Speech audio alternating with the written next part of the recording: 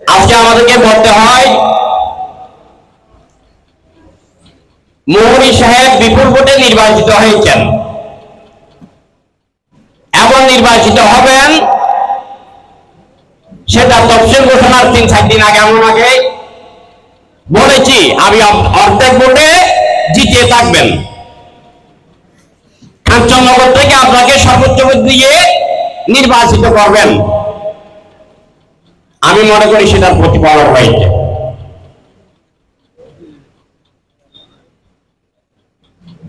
আজকের এই কাঞ্চননগরবাসীর পক্ষ থেকে আমি বলবো, আপনি উপজেলা পরিষদ চেয়ারম্যানের সাইডে বড় পদ হচ্ছে আপনি পরিচর্যা আওয়ামী লীগের সম্মানিত সাধারণ সম্পাদক। আপনার সাথে জননেত্রী শেখ হাসিনার সাথে যোগাযোগ রয়েছেন, সুবিধা অসুবিধা আপনি সময় নিয়ে ওনার সাথে কথা বলতে পারবেন। বিশেষ করে কাঞ্চননগরে যে অবহেলিত জনপদ তেমনি থেকে বান্যসভা ব্রিজ পর্যন্ত 4.5 কিলোমিটার অলরেডি 4 কোটি 21 লক্ষ টাকা বরাদ্দ আছে।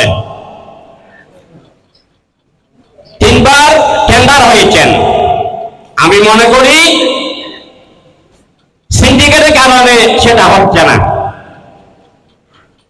আপনি আছেন আমাদের পরিচয় সাবেক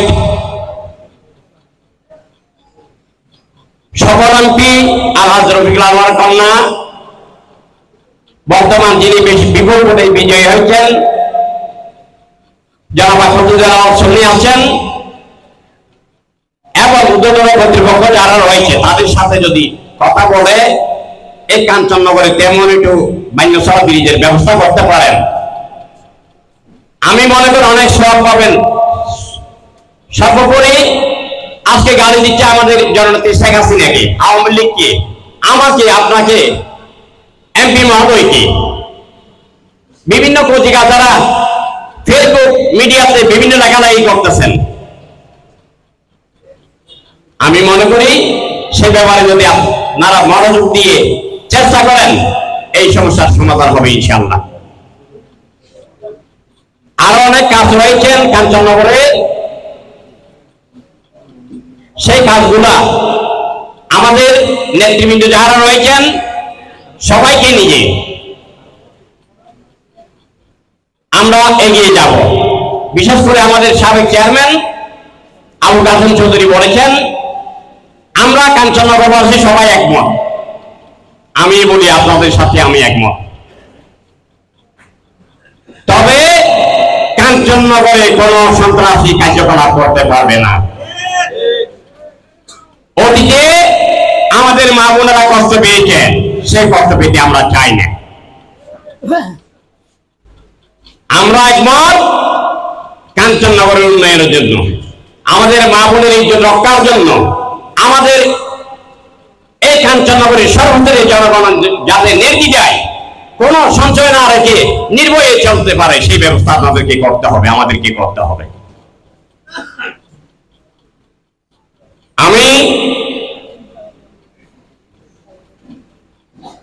বিশেষ করে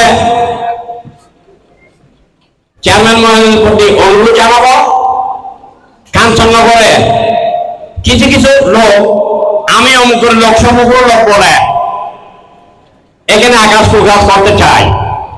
এখানে যদি অপরাধ করে থাকে সেটা দেখবে প্রশাসন, সেটা দেখবে চেয়ারম্যান, সেটা দেখবে মেম্বার, পাড়ার সরকার। সেখানে আমি অমুকের লোক সমগ্র লোক বলে বেঁধে রাখবো, সেটা তো সহ্য করা যায় না। সুতরাং আমি সবাইকে সজাগ দৃষ্টি রাখার আহ্বান জানাচ্ছি। সবাই আমরা যারা নেতৃবৃন্দ রয়েছি আমাদের সাথে যোগাযোগ করবেন। সে যত বড় শক্তিশালী, যত বড় সন্ত্রাসী হোক, বাংলাদেশের মধ্যে থাকতে পারে নাই, কাঞ্চননগরে থাকতে পারবে না ইনশাআল্লাহ।